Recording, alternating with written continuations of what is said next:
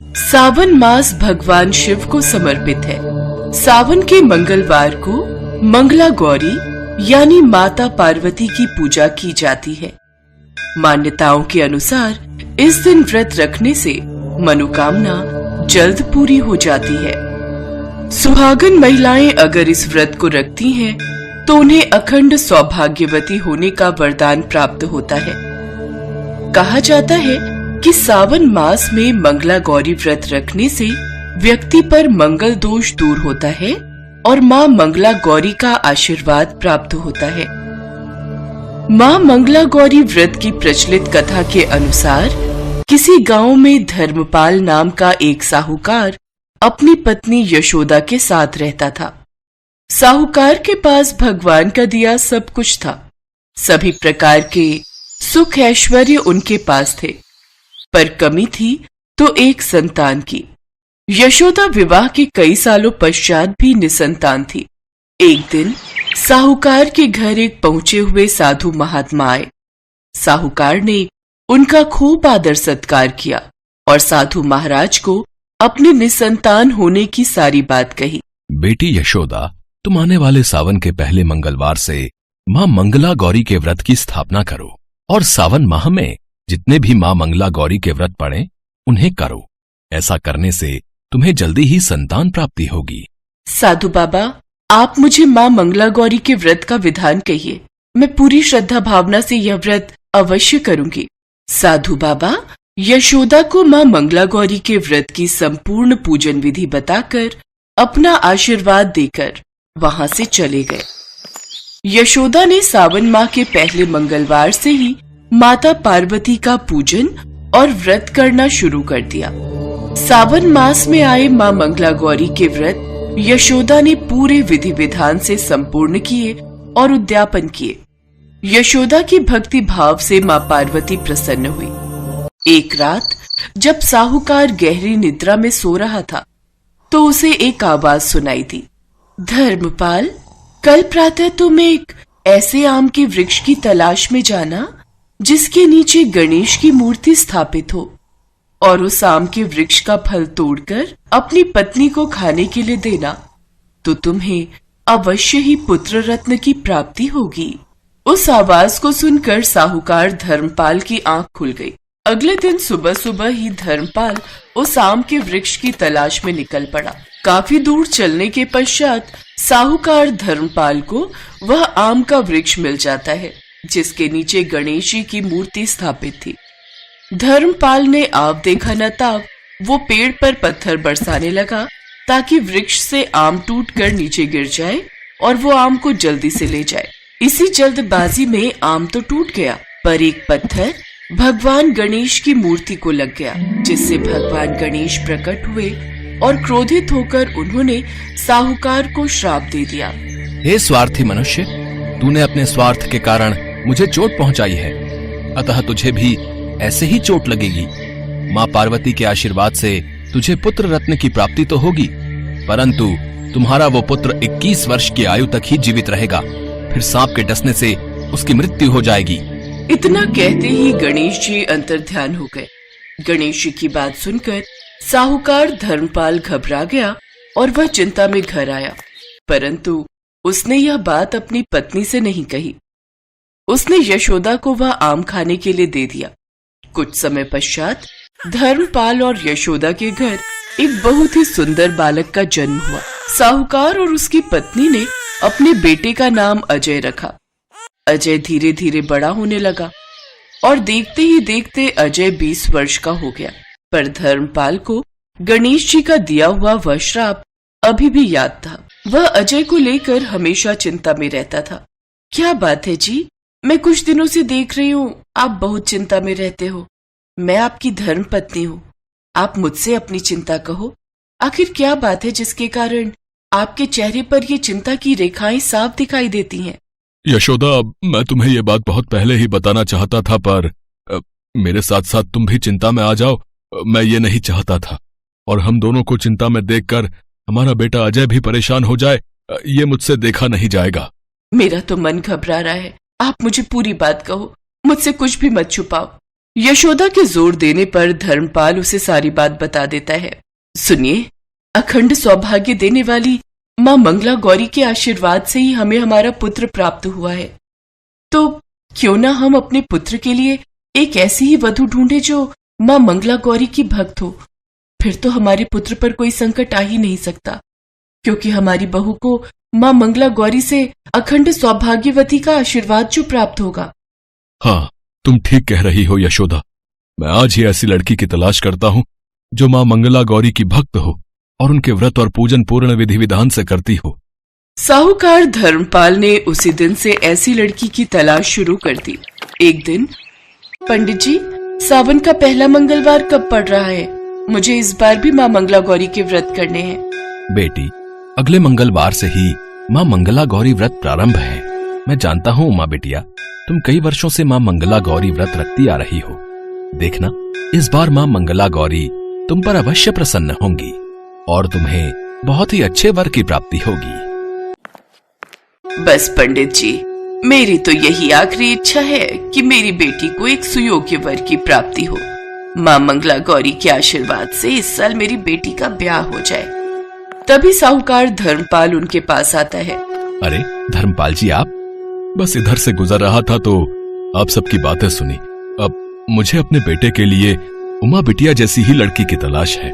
मैं अपने बेटे अजय के लिए उमा का हाथ मांगता हूँ बहन जी। उमा बिटिया, तुम्हारे तो भाग्य ही खुल गए। देखो, माँ मंगला गौरी के आशीर्वाद से इतने बड़े घर का रिश्ता तुम्हारे लिए आया है।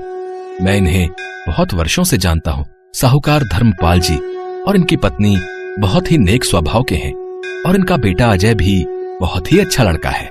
बस फिर क्या था, बातों ही बातों में उमा का रिश्ता अजय के साथ तय हो जाता है और एक शुभ मुहूर्त में अजय और उमा की शादी हो जाती है। शादी के पश्चात भी उमा ने माँ मंगला गौरी के व्रत रखने नहीं छोड़े। माँ पार्वती जानती थी कि उन्होंने उमा को अखंड सौभाग्यवती का आशीर्वाद प्रदान किया हुआ है, इसलिए वो उमा के स्वप्न में आती हैं। उमा, इस मंगलवार के दिन एक श्राप के कारण सांप के द्वारा तुम्हारे पति की मृत्यु लिखी है, पर मैंने तुम्हें सदा सुहागन रहने का आशीर्वाद दिया है। इसलिए तुम रात्रि के समय एक कटोरे में दूध भर कर रखना और उसी के बराबर में एक खाली मिट्टी का मटका रख देना। रात के समय जब सर्प तुम्हारे पति को डसने के लिए आएगा तो उस दूध को पीकर वो उस मटके में बैठ जाएगा।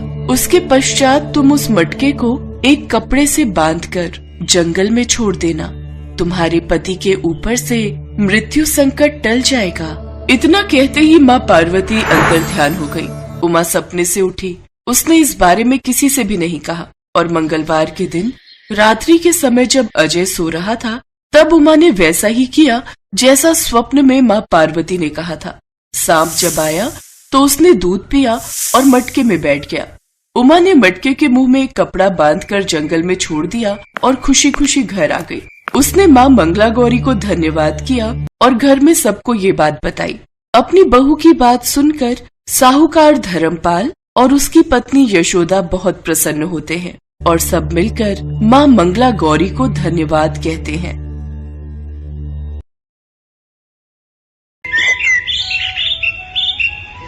माँ पार्वती ने भगवान शिव से एक प्रश्न पूछा, जिसके बाद भोलेनाथ ने एक कथा सुनाई और अमर हो गया कबूतर का जोड़ा। उसी अमर कथा से जुड़ी है ये पौराणिक कथा। एक बार नारद मुनि कैलाश पर्वत पर भगवान शिव से मिलने पहुँचे। नारायण नारायण, प्रणाम माते। आइए देवर्षि नारद, कैसे आना हुआ? माते, मैं तो भगवान शिव और आपके दर्शन करने आया हूँ, पर महादेव कहीं दिखाई नहीं दे रहे। वे तो भ्रमण के लिए गए हैं, कुछ देर में लौटेंगे। देवर्षि नारद माँ पार्वती से वार्तालाप करने लगे। तभी उन्होंने माँ पार्वती से पूछा, माते, क्या आप अमर कथा के बारे में जानती हैं? अमर कथा? वो कौन सी कथा है? उसके बारे में तो मैं नहीं जानती। नारायण नारायण, माते, जब भगवान भोलेनाथ आएंगे तब आप उनसे इस बारे में पूछना। अच्छा माते, मैं चलता हूँ। नारायण नारायण। पार्वती माता सोच में पड़ गई कि ऐसी कौन सी कथा है जो स्वामी ने मुझसे नहीं कही। तभी भोलेनाथ कैलाश पर लौट आते हैं। माता पार्वती उनसे इस बारे में चर्चा करती हैं। प्रभु, आपने मुझे कभी अमर कथा के बारे में क्यों नहीं बताया? मुझे आज और अभी अमर कथा सुननी है। ठीक है देवी, मैं आपको आज अमर कथा सुनाऊंगा, परंतु उसके कुछ नियमों का पालन आपको करना पड़ेगा। अमर कथा के दौरान आपको एक क्षण के लिए भी सोना नहीं है। आप बीच बीच में हुंकार भरती रहना, ताकि मुझे आभास रहे कि आप कथा सुन रही हैं, क्योंकि मेरे नेत्र भी उस क्षण बंद रहेंगे। ठीक है स्वामी, मैं ऐसा ही करूंगी। भगवान शंकर ने माता पार्वती से एकांत और गुप्त स्थान पर अमर कथा सुनने को कहा, जिससे कि अमर कथा कोई अन्य जीव न सुन पाए, क्योंकि जो कोई भी इस अमर कथा को सुन लेता है वो अमर हो जाता। इसके पश्चात शिवजी देवी पार्वती को अमर कथा कहने एक गुफा में ले गए। पुराणों में कहा जाता है, शिवजी ने देवी पार्वती को अमरनाथ की गुफा में अपनी साधना की अमर कथा सुनाई थी, जिसे हम अमृतत्व कहते हैं। प्रचलित कथा के अनुसार भगवान भोलेनाथ ने अपनी सवारी नंदी को पहलगाम पर छोड़ दिया, जटाओं से चंद्रमा को चंदनवाड़ी में अलग कर दिया और गंगा जी को पंचतरणी में तथा कंठाभूषण सर्पों को शेषनाग पर छोड़ दिया। इस प्रकार इस पड़ाव का नाम शेषनाग पड़ा। अगला पड़ाव गणेश पड़ता है। इस स्थान पर भोलेनाथ ने अपने पुत्र गणेश को भी छोड़ दिया था, जिसको महागुणा का पर्वत भी कहा जाता है। पिस्सू घाटी में पिस्सू नामक कीड़े को भी त्याग दिया। इस प्रकार महादेव ने जीवनदायिनी पांचों तत्वों को भी अपने से अलग कर दिया। इसके बाद माँ पार्वती सहित उन्होंने गुप्त गुफा में प्रवेश किया और अमर कथा माँ पार्वती को सुनाने लगे।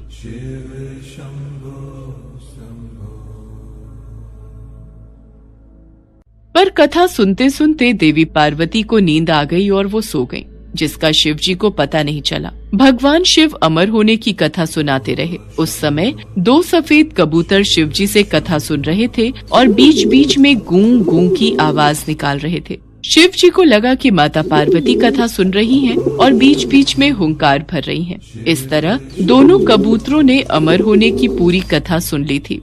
कथा समाप्त होने पर शिव जी का ध्यान देवी पार्वती की ओर गया, जो सो रही थी। अरे, देवी पार्वती तो गहरी निद्रा में है, तो फिर यह हुंकार कौन भर रहा था? अचानक महादेव की दृष्टि अमर कथा को सुनते उन कबूतरों पर पड़ी, तो वे क्रोधित हो गए और उन्हें मारने के लिए आगे बढ़े। मेरे क्रोध से तुम दोनों को कोई नहीं बचा सकता। तुम्हें इसका दंड अवश्य मिलेगा। हे प्रभु, हमें क्षमा कीजिए। हमने अनजाने में ही भूल की और हमने आपसे अमर होने की कथा सुनी है। यदि आप हमें मार देंगे तो अमर होने की ये कथा झूठी हो जाएगी। इस पर भगवान शिव का क्रोध शांत हो गया। प्रभु, इन दोनों का इसमें कोई दोष नहीं। मैं गहरी निद्रा में सो गई थी। मैंने आपके आदेश का पालन नहीं किया, इसलिए इन दोनों को क्षमा कर दीजिए। भगवान शिव जानते थे कि अनजाने ही सही पर कबूतरों ने अमर कथा को सुन लिया था, इसलिए वे दोनों अमर हो चुके हैं। इस पर महादेव ने कबूतरों को जीवित छोड़ दिया। भगवान शिव के आशीर्वाद से वो कबूतर का जोड़ा अजर अमर हो गया। कहते हैं आज भी इन दोनों कबूतरों का दर्शन भक्तों को इस गुफा में प्राप्त होता है और तब से ये गुफा अमर कथा की साक्षी हो गई व इसका नाम अमरनाथ गुफा के नाम से प्रसिद्ध हो गया।